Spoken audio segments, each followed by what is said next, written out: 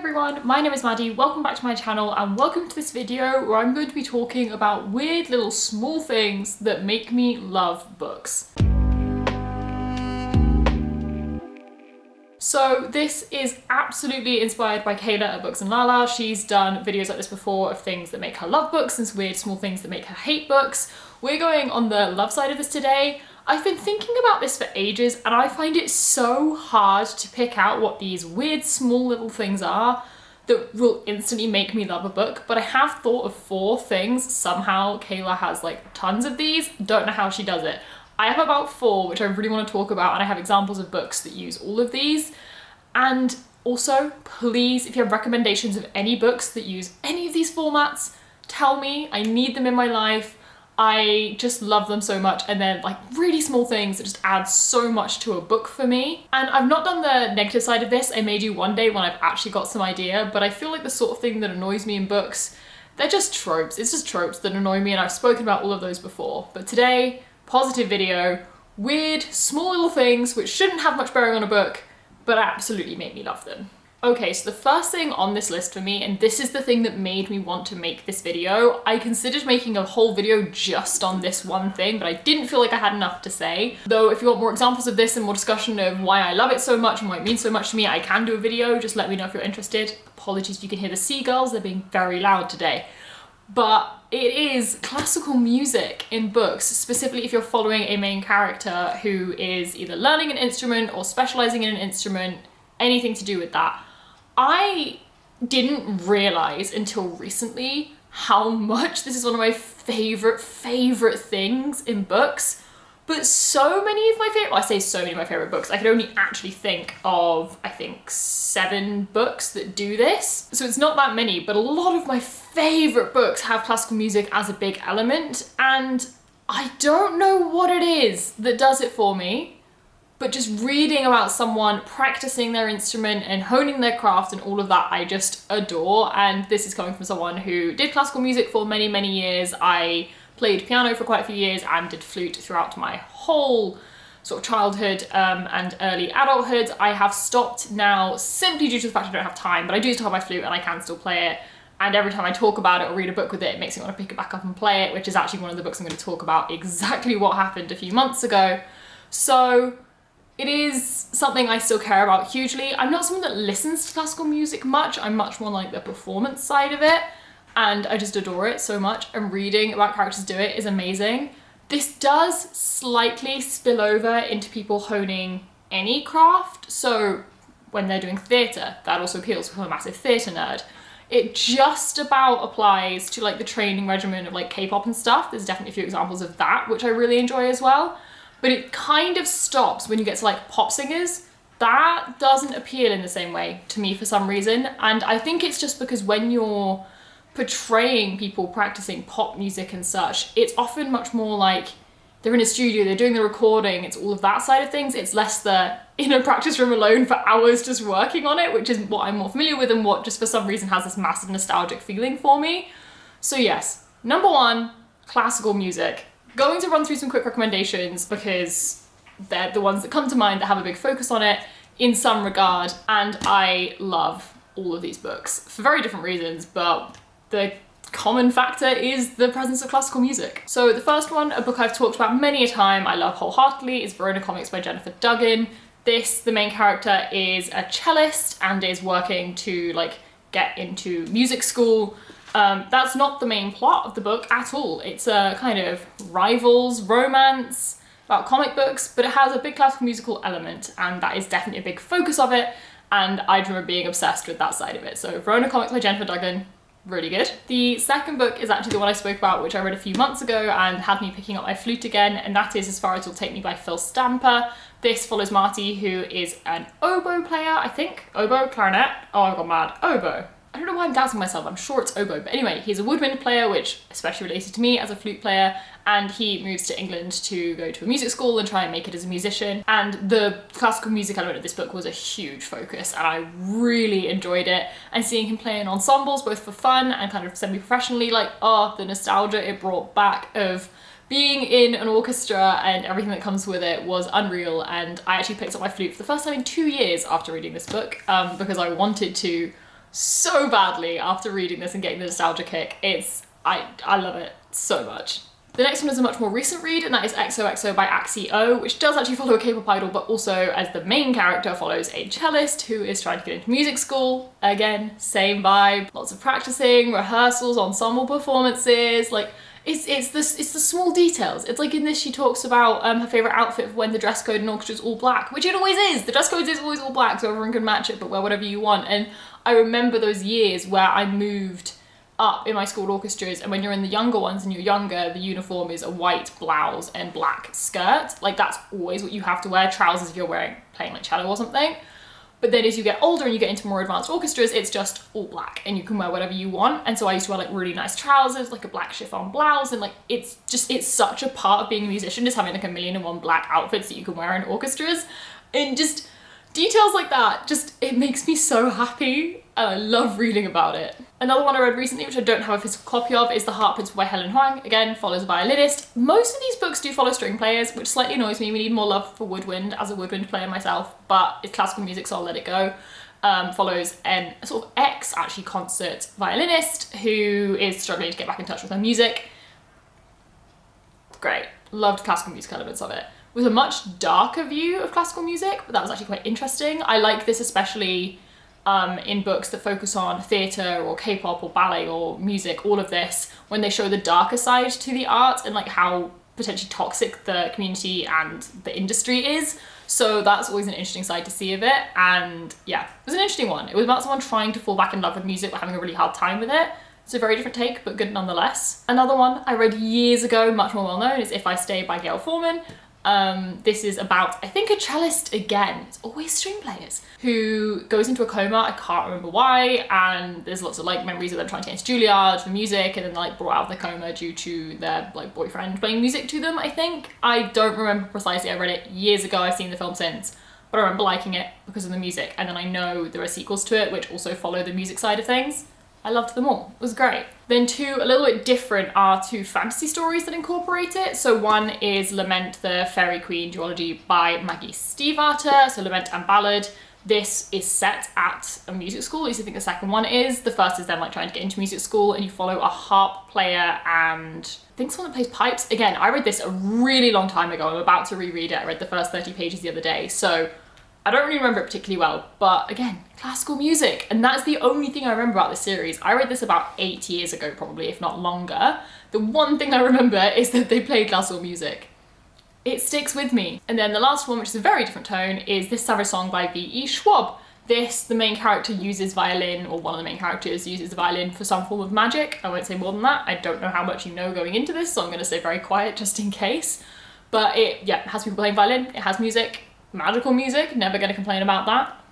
So yeah, more music. So having spent 10 minutes chatting just about classical music, I'm realizing I probably could have done a full video on this, but nonetheless, we are going to power through and talk about 3 other things I really like in books. I do have less recommendations for these and less sort of to talk about because classical music is my favorite. And if you have any books that feature classical music and people practicing a lot and all of that, please drop them down below. I want them. I want to read more so badly. So the second thing I want to talk about, I feel like is quite a common thing that people like, but I thought I'd mention it anyway because I do really enjoy it, is multi-format books. And by this, I kind of want to be quite specific. I don't actually mean mixed media, so not something like Illuminate or anything like that. The much more subtle version of that, where just like every so often there's a little bit put in. And I will say as well, it's going to come up straight away in this category, there are going to be books which I talk about in multiple of these categories. Not surprising that they're books that I like. It's not surprising that they're books I like and enjoy if they hit multiple of these things. So just to do some examples, I feel like is the easiest way. One is The Seven Husbands of Evelyn Hugo. This jumps back and forth in timelines, but is generally written in prose. However, between certain chapters, if I can find a single example of it, here we go. You have these small little insertions of like a bit of a news article. And that's the exact kind of thing I'm talking about. Another example, I realize I've not got the book, is Jay's Gay Agenda, has lists in it. The Extraordinaries, which one I'll talk about again later, starts with, and a couple times throughout, has little sections of fan fiction instead of just the normal story prose. And I really love those kind of interruptions in books. They kind of break up the format a bit, they give you a bit of breathing room. They give you a whole different perspective and a different source of information that still adds and like pushes forward the story, which I really enjoy. And I feel like they work well in books like these where it's just little bits here and there, because it's almost like context clues. It's like, this is going to be so niche. In history GCSE in the UK, which is an exam you do when you're 16, I didn't actually do it, but I did some of the work prior to, you know, those years before I dropped the subject. And I did it in classics as well. You do source papers where, yes, you've learned about the history, you know the story, but then you are given a specific source and told to analyze it. And I think it's that for me. It's getting information from the source. Obviously, it's all fiction. But it's taking that moment where I'm not being told what to think. I'm not like being given the story. I'm being given the piece of like writing or media itself to ingest and like think about myself, and then it feeds back into the story. I just really like what that adds in such small moments. So yeah, I love that. As I said, not full out mixed media. I do also enjoy that, but it's not like a really niche thing I really enjoy. It's very much these really small interjections like, oh, you've had 60 pages of text. Have this half-page article, which gives you just a teeny bit more detail and really sets the tone for exactly what's going on. Like, I love it. It's so interesting. I don't know how to find more recommendations with this, but if people know them, again, please drop them down below. I think it's such a cool little addition to the book. And I think, for me, it's key that if you took those out, the book would still make sense. They have to be adding to it and not integral. I mean, I don't mind if they're integral, that's also cool, but I think the ones I really like are actually when they just like add a little bit of spice to the story, bit more context, bit more kind of critical thinking in yourself.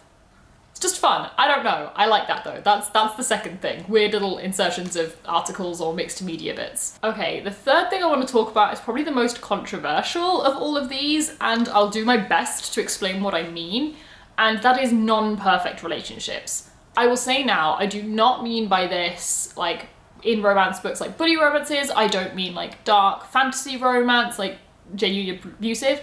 Those are also fun, like no problem with that. Read what you want to read. Absolutely, like I have no problem with that. I enjoy reading them. That's not my point. But that's not what I'm talking about in this instance. I'm talking about normally in contemporary stories when there's less pressure on the situation than in fantasy where there's always some really high stakes going on.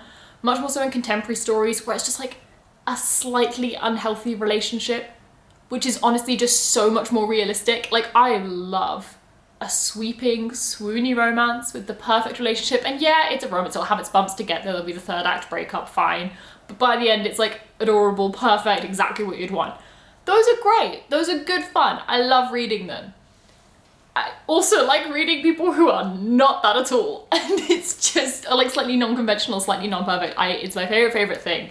And the first two books I'm gonna hold up are Jennifer Duggan books. Jennifer Duggan writes messy characters with bad relationships and I love them. It's why I love her books so much. So the first, Verona Comics, is my favorite of hers.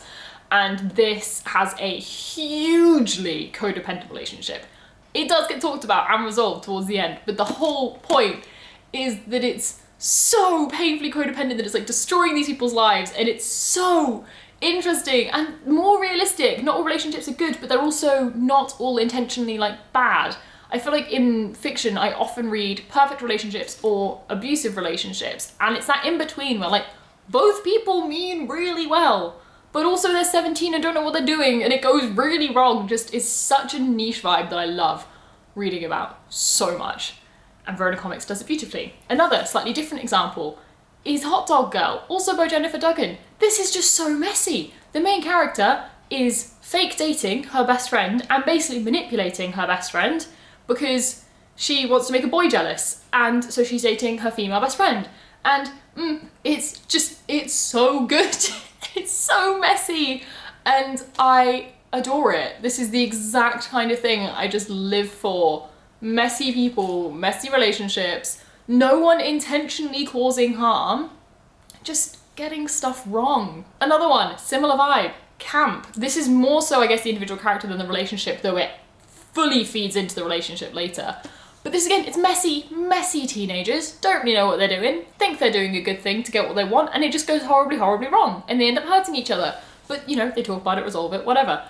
Again, it's just expertly done that they're bad people, well, not bad people, they're good people acting badly, and just, I love it. And then finally, XOXO, which leads more towards the non-conventional and the non-perfect. And when I say non-conventional, it's probably not actually a non-conventional relationship in any way, but it's not what you conventionally see in fiction depicted as like this perfect relationship, because I won't spoil the book, but the focus of the relationship in this is like being very individual and keeping to yourself and not being reliant on the other person and not doing anything for them, like living for yourself and then having someone else who's also there to support you and that side of things, which I feel like you don't see enough of in books. It's this big sweeping you are my world kind of vibe, which, you know, it's fun to read about. It's not always realistic, so I just loved the realism and the lack of like that conventional grand sweeping malarkey in this. It was great. And then the final thing I would mention, and again, this seems like a quite big, like broad, overarching thing, but the examples I'm thinking of are quite specific. And this is being omniscient as a reader. So all-knowing. I love this. I do enjoy a book where there's like little things happening and you're waiting to find out and you're like trying to piece the bits together yourself. That's great fun. I like that. It's fun to puzzle things out. I also love being told the big reveal and watching the characters figure it out.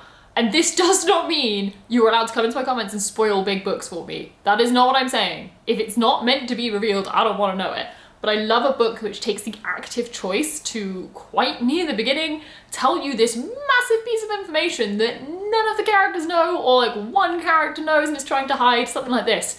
And then you can watch all the small moments as they start to figure it out and little hints to it that they completely miss. I just love being in the know. And it brings the anticipation so much higher in these books, makes you want to keep reading because I know what they're going to find out and I just want to know how and when. The perfect example for this is The Extraordinaries by TJ Klune. I really enjoy these books. They're good, fun, funny YA superhero books, but I will show you at the end of the book. I don't know why TJ Klune does this, but it's really cool that he does. At the end of the book, you have, you know, the end of the book, and then it says here, credits. So, you know, the acknowledgements. Then you have one and a bit pages of acknowledgements, and then it says, oh, and one more thing, that's another chapter. That, in the back of the book, is another chapter. And in that chapter is a bloody huge reveal, which is really key to the second book, which I finished reading yesterday. And yes, it was frustrating, so when I read this, it was like a year before the second book was going to come out, and I was so highly anticipating it because of reading that page. But, oh my god, did it make the second book so good? Because you know this really key piece of information, and you're just waiting and waiting for people to figure it out, and you don't know when they're going to. And I really like this because it's the perfect kind of cliffhanger for me, of it builds anticipation, but it's not like you don't know what's gonna happen. Like, you've been given the big reveal.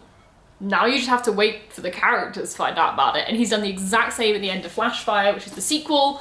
And oh my god, my anticipation for the third book is intense right now. But yeah, I just love it. Tell me, like, the book can tell me all the crazy secrets, and then I'll watch other people figure it out. It's really fun. I really enjoy being omniscient and having that like power, being that third point of view perspective. It's so cool. I love it. I don't know what that says about me as someone who despises spoilers every ounce of their being, but we're gonna go with it. Okay, so those are the 4 things I can think of that I really like in books. I am sure there are more weird niche things that I really enjoy, but I just couldn't think of them off the top of my head. I'm definitely gonna try and keep kind of a note on my phone or something, so when I come across something I'll be like, oh, I really like that. I think that's the thing I'd like to know in other books, and I can go away and think about it later. And if I do think of more, I may do another video on it. But if you have any recommendations for books with classical music, sort of small bits of multi-format, extra articles, non-perfect or non-conventional relationships, and what was the 4th one?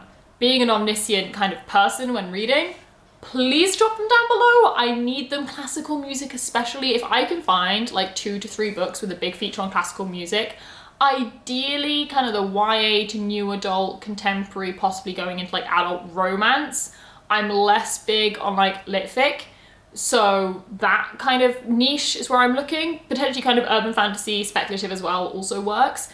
if I can find like 2 or 3 books like that, I will do a themed reading vlog because I want more books of classical music in my life, and I can even at some point do a whole video just talking about all the classical music books I like if anyone else has this niche other than me.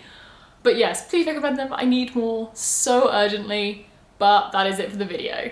So yeah, that's it. Those are my weird niches I like in books. Thank you for watching. I hope you enjoyed it. Give it a thumbs up if you did. Comment down below the weird niche things you like. You'll probably remind me of a load I've not thought of that I also enjoy. Subscribe if you'd like to see more content from me. There are links down below to all of my other social media if you want to connect on any other platform. That is it for the video. So bye, and I'll see you in the next one.